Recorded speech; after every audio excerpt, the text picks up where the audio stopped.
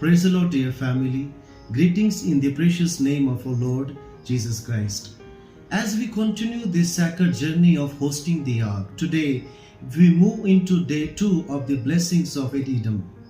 प्रिय परिवार, हमारे प्रभु यीशु मसीह के अनमोल नाम में आप सबको अभिवादन। जब हम वाचा के संदूक की मेजबानी की इस पवित्र यात्रा को आगे बढ़ाते हैं, तो आज हम ओबेद एदोम के आशीषों के दूसरे दिन में प्रवेश कर रहे हैं। Today we meditate on another powerful feature of the Ark of the Covenant. It was overlaid with pure gold inside and outside. This reveals prophetically the deity and glory of Christ. जब हम करार के संदूक की एक और सामर्थ विशिष्टता पर मनन करते हैं, संदूक को अंदर और बाहर से शुद्ध सोने से मढ़ा गया था। ये भविष्यवाणी के रूप में मसीह की दिव्यता और महिमा को प्रकट करता है। So let's open our hearts to receive deeper revelation as we grow in accuracy, reverence and intimacy with His presence. आइए हम अपने हृदय खोलें ताकि हम सटीकता, आदर और उसकी उपस्थिति के साथ गहरी निकटता में बढ़ सकें। So our main scripture is from Exodus 25:11. And you shall overlay it with pure gold inside and out, you shall overlay it. हमारा मुख्य वचन निर्गमन 25:11 से है, और तू उसे शुद्ध सोने से मढ़ना, भीतर और बाहर से उसे सोने से मढ़ना। Yesterday we saw that the ark was made of shittim wood, symbolizing the incorruptible humanity of Christ. कल हमने देखा कि संदूक शित्तीम की लकड़ी से बनाया गया था, जो मसीह की अविनाशी मानवता को दर्शाता है। And today we see that the same ark was overlaid with pure gold. In scripture, gold represents divinity, glory, holiness and kingship.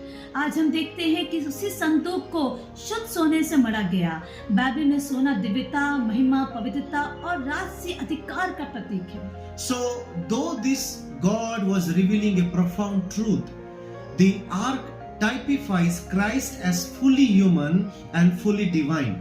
इसके द्वारा परमेश्वर एक गहरा सत्य प्रकट कर रहा था। संदूक मसीह को पूर्ण मनुष्य और पूर्ण परमेश्वर के रूप में दर्शाता है। Wood speaks of his humanity, gold speaks of his deity. लकड़ी उसकी मानवता की बात करती है, सोना उसकी दिव्यता की बात करता है। So Christ is not partially God and partially man. He is fully God and fully man without confusion or corruption. मसीह आंशिक परमेश्वर और आंशिक मनुष्य नहीं है। वो पूर्ण परमेश्वर और पूर्ण मनुष्य है, बिना किसी मिलावट या भ्रष्टता के। The ark was not wood alone or gold alone. Likewise, Christ did not come merely as a spirit or merely as a man. He came as God manifested in the flesh. संदूक न केवल लकड़ी का था और न केवल सोने का। उसी प्रकार मसीह केवल आत्मा या केवल मनुष्य बनकर नहीं आए, वो देह में प्रकट हुए परमेश्वर है। The gold was inside and outside, teaching us that the Christ's divinity was not only visible outwardly through miracles and authority, but also inwardly pure, holy and flawless. सोना अंदर और बाहर दोनों ओर था। ये हमें सिखाता है कि मसीह की दिव्यता केवल चमत्कारों और अधिकार में बाहरी रूप से नहीं दिखी, बल्कि भीतर से भी शुद्ध, पवित्र और निष्कलंक थी। As host of the ark today, God calls us to honor who Christ truly is, to carry His presence with reverence and to reflect His glory inside and outside. संदूक के मेजबान होने के नाते परमेश्वर हमें बुला रहा है कि हम मसीह के वास्तविक स्वरूप का आदर करें, उसकी उपस्थिति को भय और सम्मान के साथ उठाएं और उसकी महिमा को भीतर और बाहर में प्रकट करें। We cannot host the ark casually.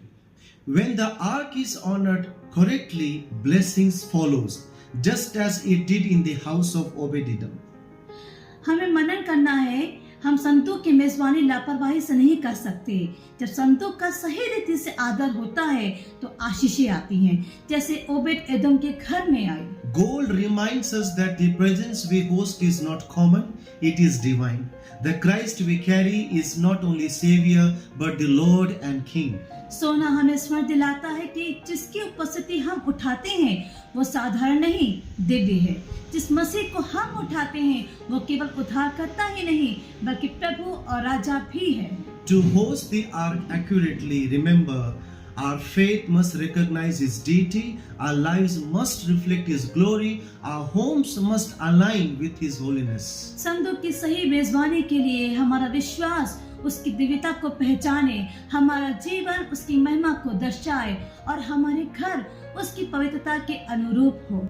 God bless all of you.